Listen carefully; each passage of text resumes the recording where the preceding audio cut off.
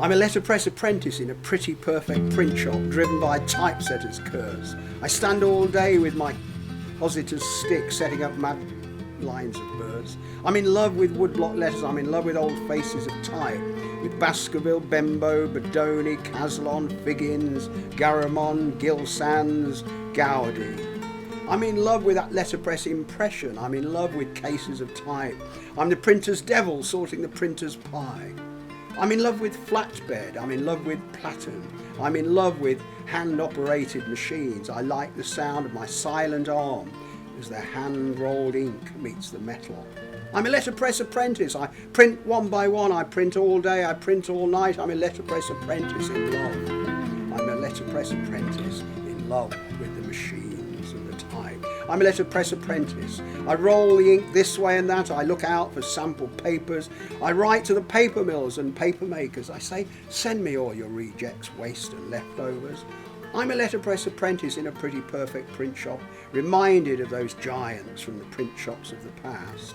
Printers and publishers, pamphleteers like the Levellers, the Quakers, Ranters, the Diggers, like John Wade, editor of the Black Book Corruption Unmasked, being an account, persons, places and sinecures, 1820 to 23, 2 volumes, like Richard Carlyle, who published Tom Paine's Rights of Man, who edited Gorgon and Republican. I'm a letterpress apprentice in love with type and machines.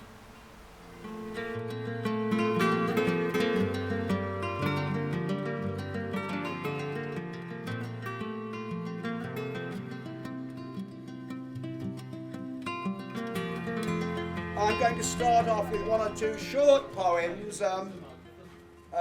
This is one called Take a Card. You may have it already, but I've got many in my pocket to give you. You put these in the cash machine and £20 notes come out if you're very lucky. Take a card, any card, gamble your life away. Take a path, any path, ramble your life away.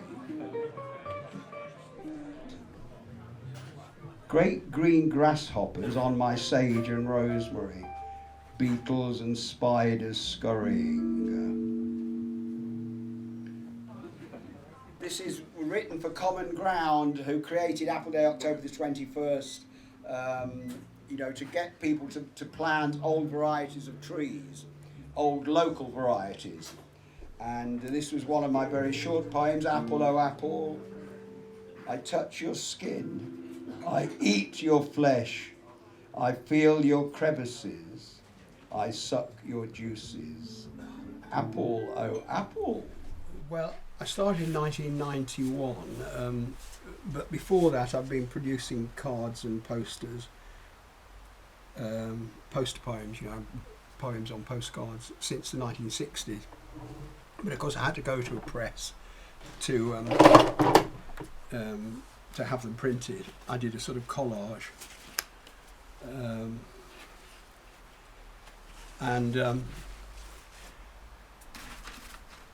I started doing letterpress by accident, really. I went to John Grice's workshop.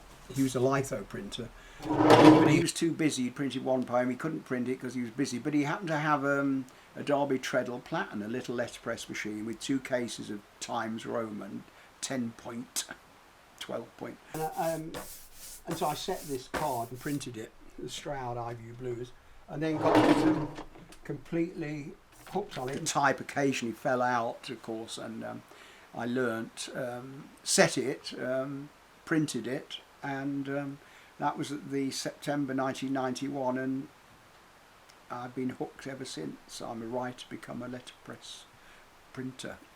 For a long time I was an apprentice. Now I'm a latter-day apprentice. And so my work is very heavy impression, I guess. And I was always concerned to get the work out rather than, being a fine printer. But if fine printers see my work, they close their eyes with horror as they see the imperfections. But the irony is, of course, people like the imperfections, and it's quite bizarre. I think when I started, I had very little type, and so my typefaces would be jumbled up, and people thought it was deliberate, but it was because I hadn't got the E's or the vowels of any, so I had to go to another typeface. And it's become almost like a trademark, but it wasn't deliberate, it was simply necessity. And I think the same thing happened with typos. Well, I'm fortunate to have a reasonable selection of type now, and this whole cabinet of wood letters I got from Hall's the printers in Oxford about 5 years ago. Again, slightly larger two cases, again gill, and really beautiful. And of course the wood letters were made by various companies with sort of fretwork machines, although originally they were carved by hand. And I've got a few old letters which in fact you can see the marks on the letters. I have to find you an example now. Here's an example. So you can see where the chisel has gone down, and they just did very fine hand work. This is probably 18th century, or might even be earlier. A little light relief, and this is something I wrote about 20 years ago. Postural integration, lip drainage manipulation, Navajo back adjustment blues. You may say, what on earth is postural integration? It's sort of standing up straight sort of thing. And lymph drainage manipulation is when you have your lymph glands fiddled with. I saw a sign in the Gloucester Road Post Office in Bristol, and it said, lymph drainage manipulation given. And I thought, oh, God, that's unusual. And then at the Glastonbury Festival, I saw a board saying, Navajo back adjustment. And I thought, oh my God. So I wrote this, postural integration, lymph drainage manipulation, Navajo back adjustment blues. I should say, I haven't actually been for all these therapies. It's the one poem, the only poem I've written which isn't true. But I did live with a herbalist in Bristol, lovely woman, Angie Alexander, and I do eat garlic for energy. I've been for aromatherapy. I've had shiatsu massage. I've been stuck with needles like a hedgehog, and I've had psychotherapy in Neil's yard. I've had my astrological chart read, and I've been stretched by osteopaths. And I've screamed with primal therapists, and I've had co-counselling laughs, as we say in Derbyshire. I've followed Iyengar yoga, and I've tried good foot massage, and I've lived with an artist herbalist. And it beats the iatrogenic bizarre. I know you're wondering what is iatrogenic, although some of you are obviously intellectual. Iatrogenic means the disease you get by going into hospital, which is quite a dangerous place to go if you're ill. Oh, I've eaten garlic and garlic and garlic, but I still get those postural integration, lymph drainage manipulation, Navajo back adjustment blues.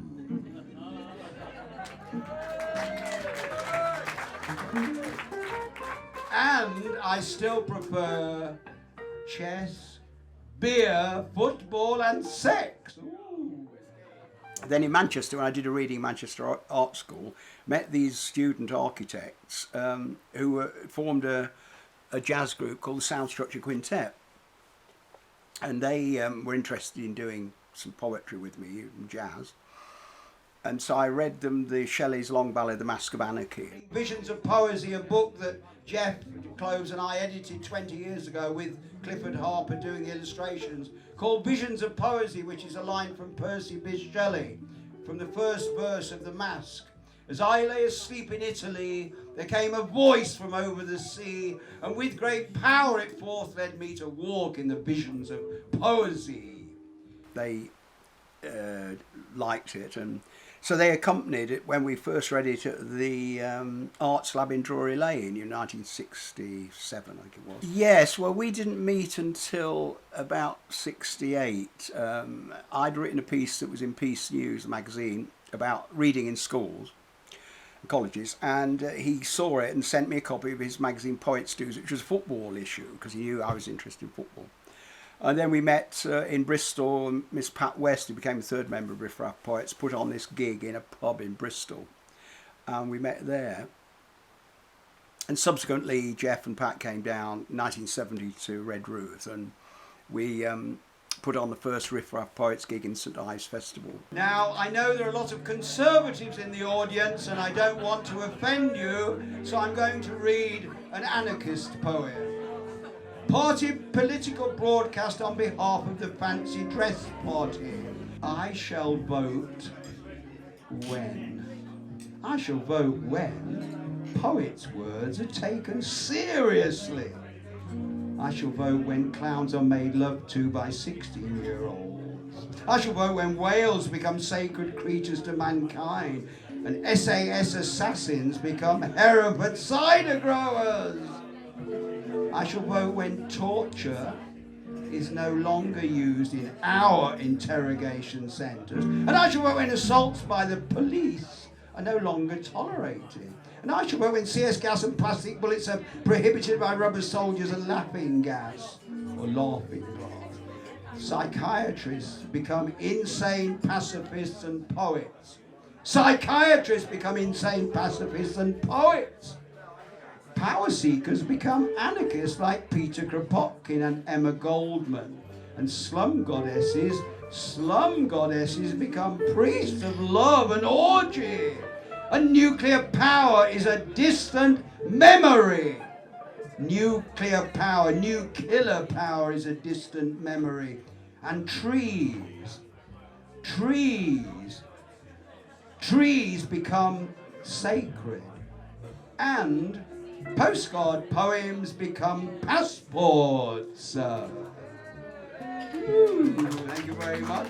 It was in everyone's mind, so I guess I got involved like thousands of others. I mean, it was a mass movement, the peace movement, and in a way it was the most important movement of the 1960s, I think. And it gets often overlooked, you know, when you read books about drugs and sex and rock and roll, which of course was there and was important, but the peace movement was incredible because it had so many people from every walk of life. 4,000 of us sat down on the pavements completely surrounding the War Office, and Bertrand Russell with his wife and Reverend Michael Scott, they pinned a notice to the door of the War Office, you know, a manifesto against nuclear weapons. I wake up to a May blossom morning, campfire embers glowing, lights on the barbed wire shining, memories of you. Englefield Estates own the woodland, Englefield Estates own the fields, Englefield Estates own the grassland, Englefield Estates own the birds in the trees. Men with shotguns prowling, MOD police on the move, women with long hair flowing, pacifists exchanging thoughts for food. There once was a Padworth Virgin, there once was a Wargrave Walk, there once was Hermitage Sapper, there once was nursery rhyme talk. The fox slinks into the shadows, the owl stays silent overhead. The voles squeak in the hedgerows and the worm sleeps in a seepage bed. The police defend the military weapons, the military police the land, the computers store our names and addresses, and the operator plays in the band. Banners fly on Burfield Common, ideas dance between each soul, voices sing out loud and lovingly, poets, jazz, anarchist, blues, pacifist, rock and roll.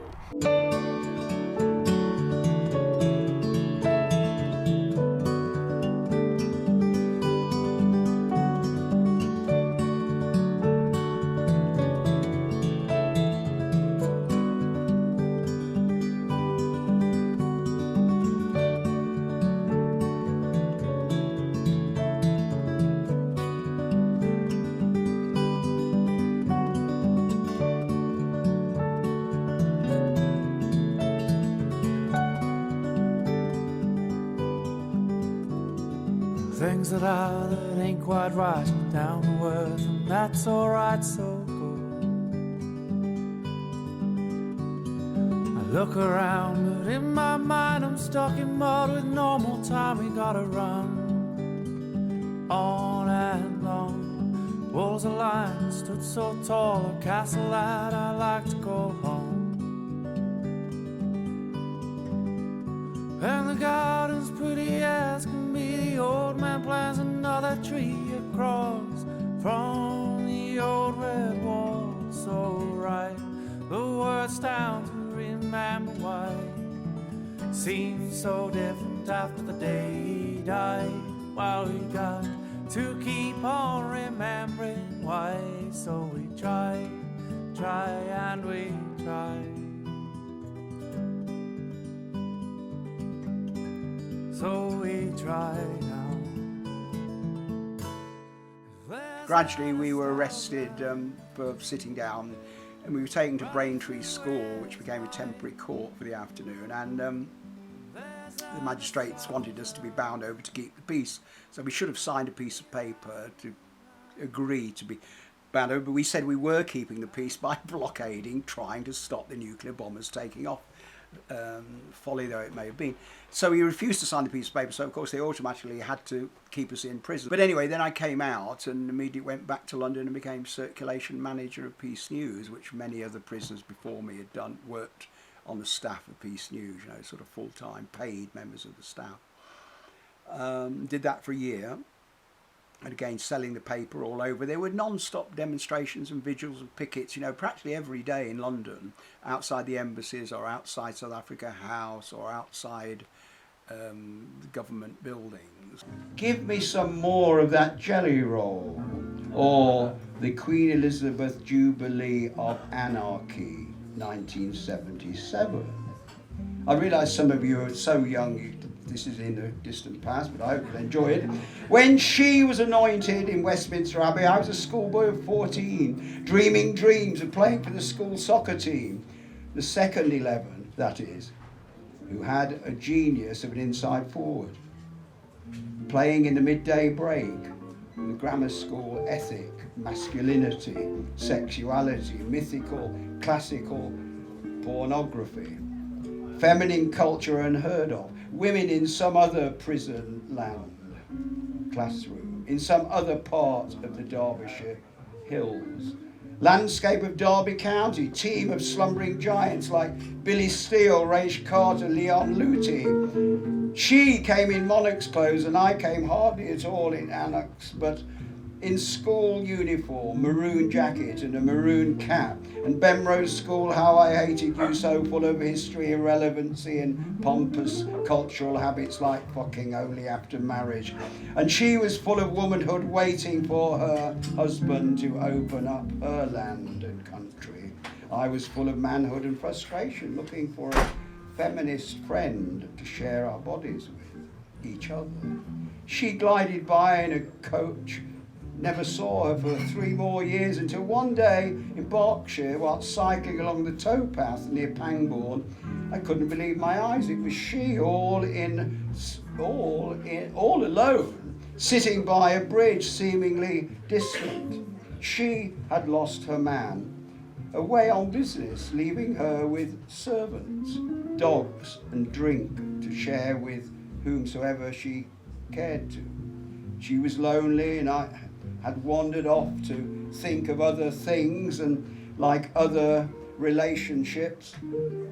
I asked her where she knew of the nearest pub, and she casually said, over there in my direction.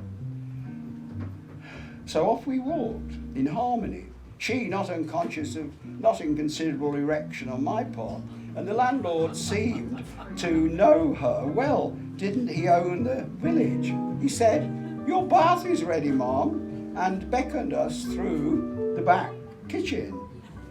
She opened up my shirt whilst I began to wonder what all this was worth. Well, I mean, it isn't every day a Sapper RE 2323687 is picked up by a queen.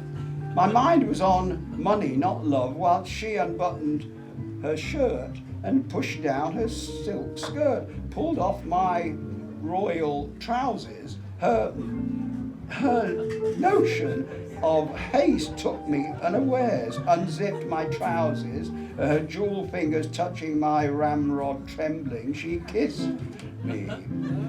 Her very own clitoris kissed. She pressed me to her vagina. I swallowed her own juices and she lay top to toe and made me commonly sing and dance right royally. She was the queen and I was the king, and we were one and the angels did sing. Vagina, Regina, hallelujah, hallelujah, hallelujah.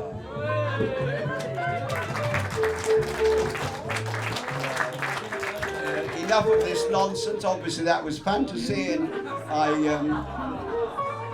anyway, I don't like monarchy. They've got too much land, too many houses, and they should be made to give it away. After a couple of years, she kicked me out, of course.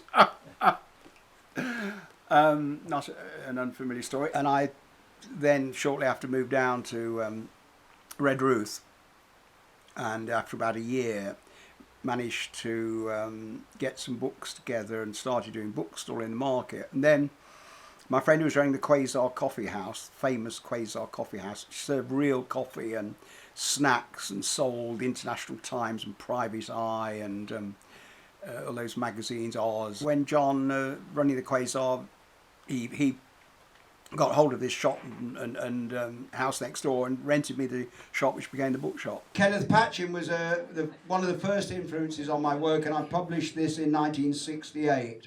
I wrote to him and he gave permission, and he was well known in America. He was one of the first poets to read with jazz in America, with Kenneth Rexroth and Ferlinghetti and several other poets. What is poetry for? This is a phrase of Kenneth Rexroth.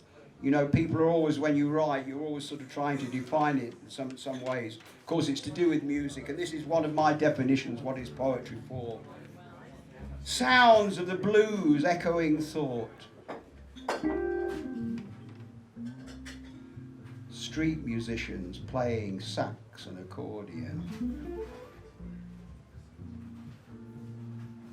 Smell of rosemary, the taste of garlic, and the death of the military machine, and the birth of the child, and the rebirth of wonder, and the death of the security machine.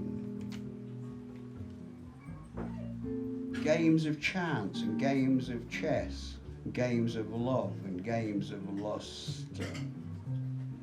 Meeting of new lovers and old friends, the leaving of children and parents, the celebration of birth and death and grandparents, the celebration of poems and poets, and the voice of the heart, and the spirit of the mind, and the silent song of the soul, and the dervish dance of the body, and the urge to rock and roll, and music, and books by the bed,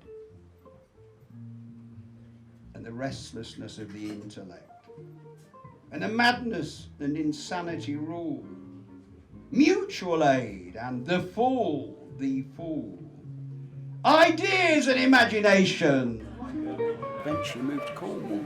Moved from Cornwall to Oxford, and then I moved back to London. I had a brief period of a year at a little village called Butlin. And anyway, after a year there, I came back to Stroud. Oh, there's a very wise gentleman there, and it's called a Cantonar haiku. Now, I know you intelligent Stroud people don't know what a haiku is. I think 17 syllables, but mine is not 17 syllables. It's an approximate haiku. You are Cantonar, surrealist football poet of Dada. No. You are Cantonar, surrealist football poet of Dada. No. Woo! Thank you.